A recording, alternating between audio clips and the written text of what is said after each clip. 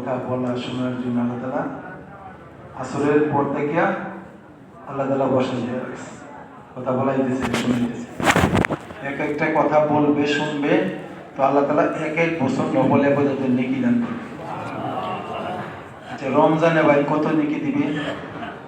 আরো 70 গুণ বাড়াইয়া দেওয়া।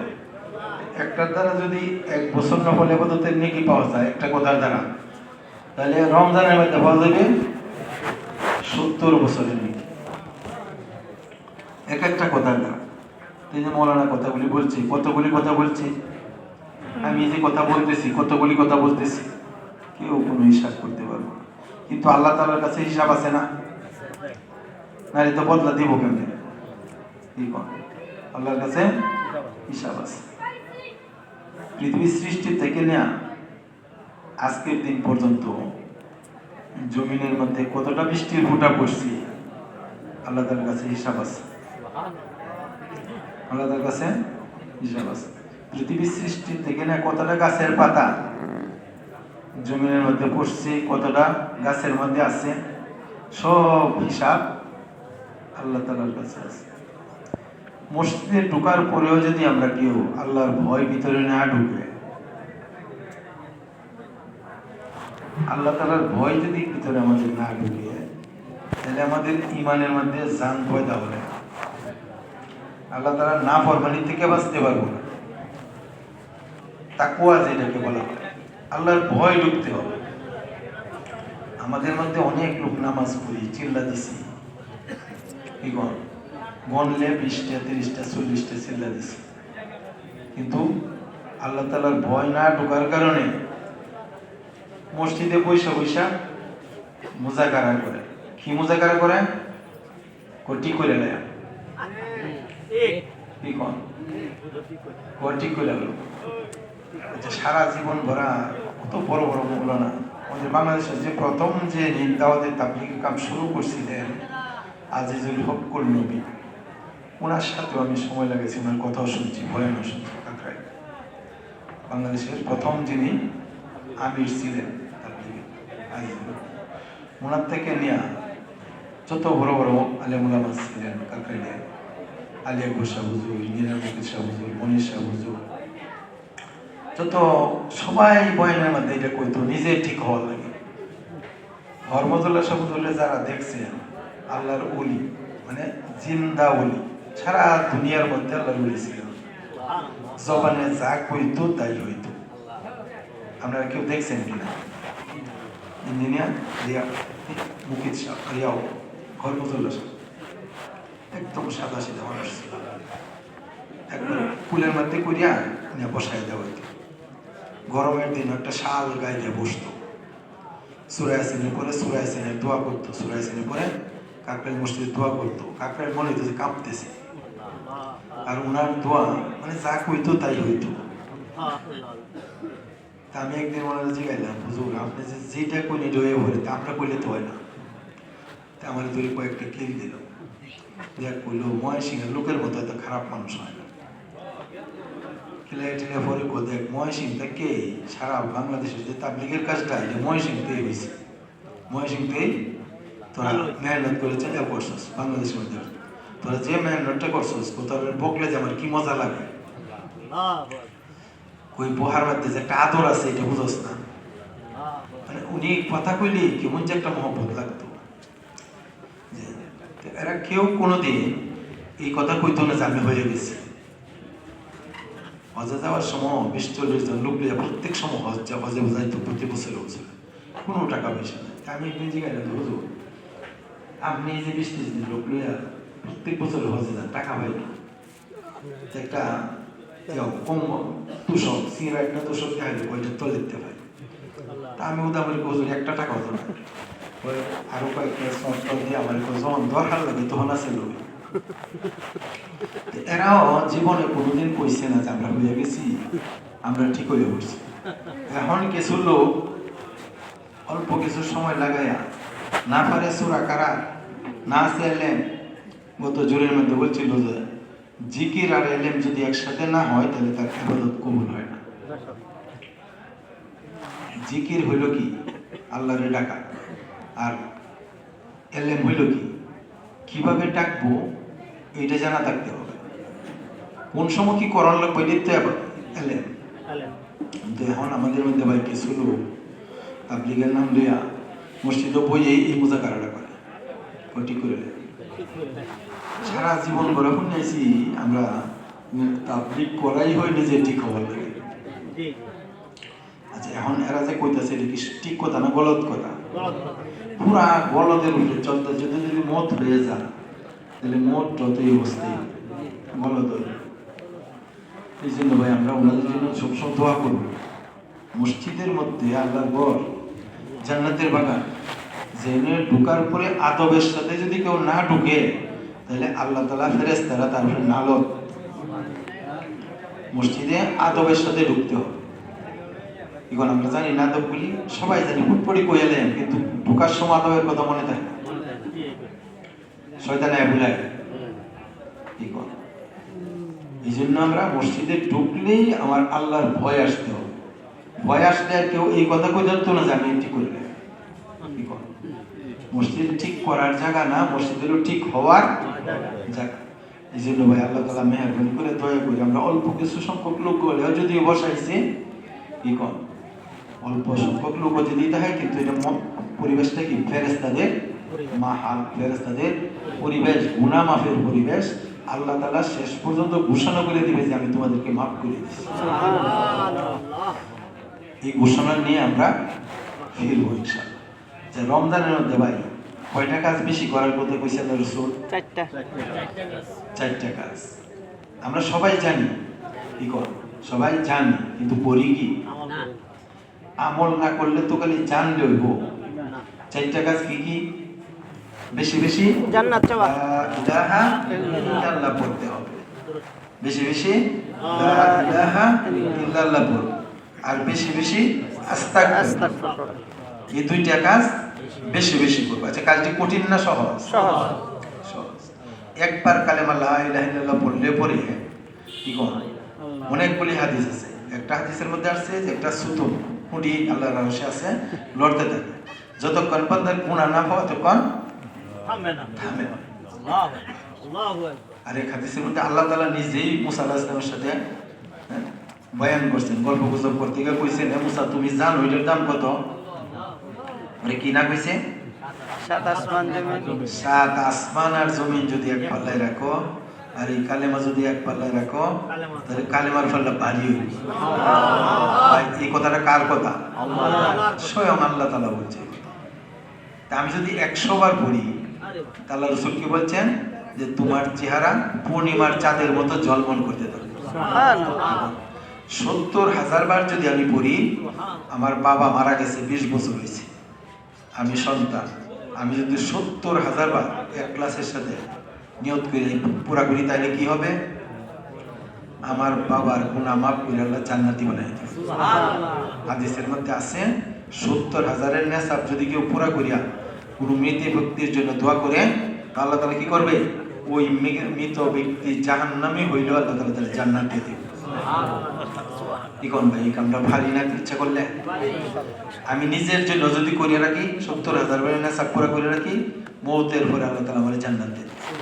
আমি যদি আমার বিবির জন্য করি, বাচ্চার জন্য করি, কি কোন 70,000 নেসাব আমি যদি প্রত্যেকদিন 2-3,000 বার পড়ি, তো কয়দিন লাগবে? কি কোন 1,000 বার যদি প্রত্যেক দিন পড়ি, 2.5 মাসে আমার শেষ। আর যদি 200 বার 2,000 বার পড়ি, তাইলে 100 মাস। আর যদি 5,000 বার পড়ি, 1 মাসও লাগবে। 5,000 বার পড়া কিন্তু বেশি সময় লাগে না। লা ইলাহা ইল্লাল্লাহ, লা ইলাহা ইল্লাল্লাহ। এই জন্য আমরা ভাই এই আমলগুলি করবো। রমজানের মধ্যে বেশি বেশি ইস্তেগফার করবো। ইস্তেগফার মানে কি? দিল সাফ হবে, পরিষ্কার হবে, আল্লাহর কাছে মাপ চাওয়া। করবো না ইনশাআল্লাহ? যত বেশি ইস্তেগফার। আর দুইটা কাজ, আর দুইটা কাজ কি কি? আল্লাহ রাসূল বলছে যে না চাইয়া তোমার কোনো উপায় নাই। কি কোন নবীজি কি বলছে? না চাইয়া কোনো উপায় নাই। একটা হলো জাহান্নাম থেকে বাঁচার জন্য চাওয়া, আর একটা হলো জান্নাত চাওয়া। কি কোন নবীজি আমাদেরকে বলছে যে রমজানের মধ্যে এই 4টা কাজ তুমি বেশি বেশি করো। কি কোন কত বড় আশার কথা না? আশার কথা। আবার নবীজি ভয়ের একটা কথা বলছে, একটা হাদিসের মধ্যে ভয়ের একটা কথা বলছে কি, নবীজি একদিন হঠাৎ করে মিম্বরে উঠতেছেন, প্রথম সিঁড়িতে পা দিছে, নবীজি বলছে আমিন। দ্বিতীয় সিঁড়িতে পা দিছে, বলছে না আমিন। তৃতীয় সিঁড়িতে পা দিছে, বলছে আমিন। সাহাবারা বলতেছে আল্লাহ রাসূল আপনি আমিন বললেন, কোনোদিন তো এরকম হয় না। আমি যে আমিন বলছি, প্রথম সিঁড়িতে পা দিতেই বলছে যে রমজান মাস পাইলো আর কেউ গুনাহ মাফ করাইতে পারলো না, সে ধ্বংস হোক। জিবরাইল আমিন বলছে আর আমি আমিন বলছি। জিবরাইল আমিন হলো ফেরেশতাদের সর্দার, আমাদের নবী হলো নবীদের সর্দার। দুই সর্দারের বদদোয়া, রমজান পাইও যদি কেউ গুনাহ মাফ করাইতে পারলো না, সে ধ্বংস হইল। আচ্ছা, এই বদদোয়া কি কবুল হইব? কি কবুল হইব? তাহলে আমাদের রমজানটা কেমন ভয়ের মধ্যে কাটানো দরকার। আল্লাহ, এই জন্য আমরা রমজানটা খুব ভয়ের মধ্যে। দ্বিতীয় সিঁড়িতে পা দেওয়ার পরে কি বলছে? আমিন। জিবরাইল আমিন আমিন বলছেন, সাথে সাথে নবী বলছেন আমিন। বদ্ধ করছে কে? জিবরাইল আমিন। আর আমিন বলছে আমাদের। ওইটা কি, যে বৃদ্ধ মাতা পিতা পাইল, মা বাবার খেদমত করিয়া সে জান্নাতের উপযোগী হইতে পারলো না, সেও ধ্বংস। কিন্তু আজকে আমরা মা বাবার কদর করি না, আমাদের সন্তানদেরকে আমরা এই কথাটা বলিও না, শিখাইও না।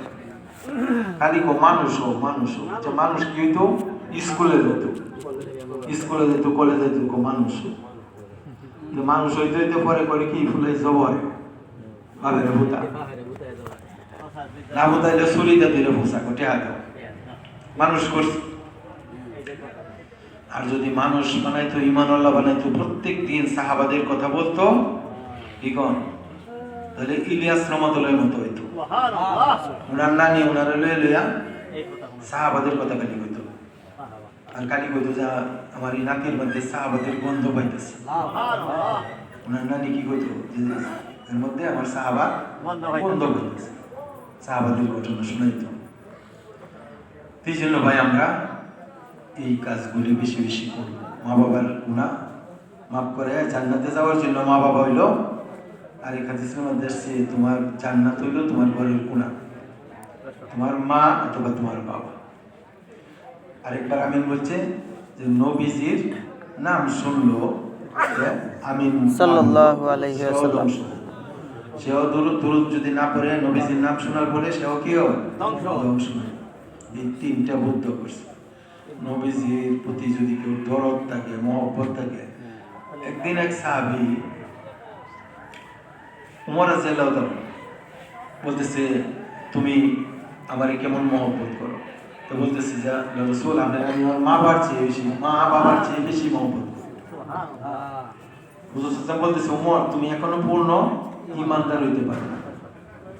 সাথে সাথে বলতেছে রাসূল আমি আর জানের থেকে বেশি মহব্বত করি। বলি উমর এই মাত্র তুমি পূর্ণ ঈমানদার। ভাই এই জন্য আমরা এই যারা বসছি সবাই তাবলীগের লোক। তাবলীগের কাজ কয়টা ভাই? কাজ কয়টা? পাঁচটা। এখন আমরা কি পাঁচটা কাজ করি? যে যেই কাম করে তার এই কামের লোক হিসাবে ডাকে। এখন যে কলিভাগিরি হলে কলিভা ডাকে, যে দুধ বেচে দুধ হলে। তা আমরা তাবলীগওয়ালা, এখন তাবলীগওয়ালা সবাই জানে আমরা তাবলীগওয়ালা, তাবলীগ করি, 3 চিল্লা ভরা করছি। যে কামের জন্য 3 চিল্লা ভরা করছি, এই কামটা কি আমি করি কিনা? কাজ কয়টা সবাই কইতে পারবে, পটপটায় কই আসবে।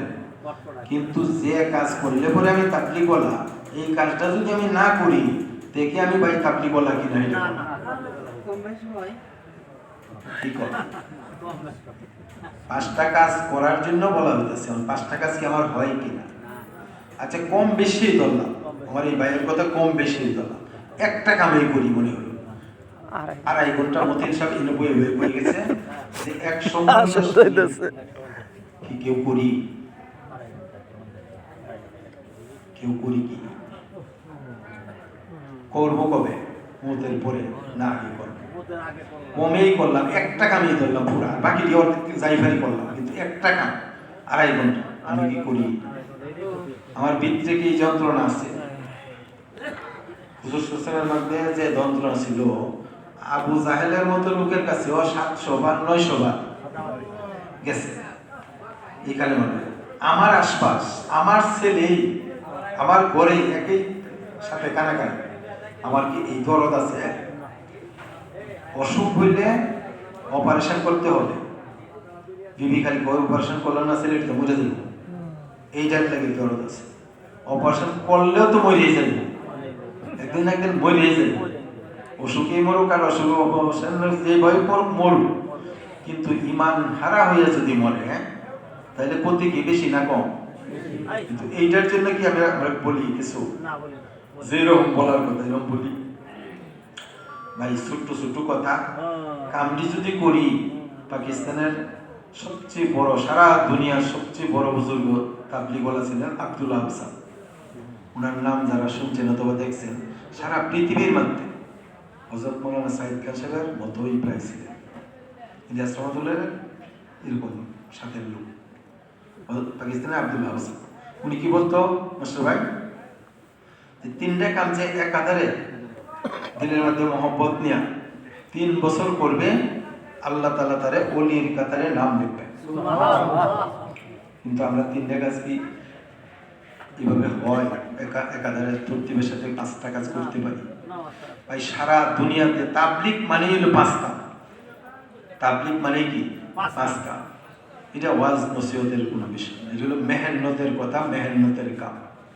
এটা কি মেহনত নিজেও করতে হবে, অন্য ভাইকেও মেহনতের সাথে জড়াইতে হবে, আর ইমানের সাথে মজবুত থাকতে হবে। যে কোনো অবস্থায় ইমানের সাথে কি থাকতে হবে? মজবুত থাকতে হবে। এই কামটাই এইটা।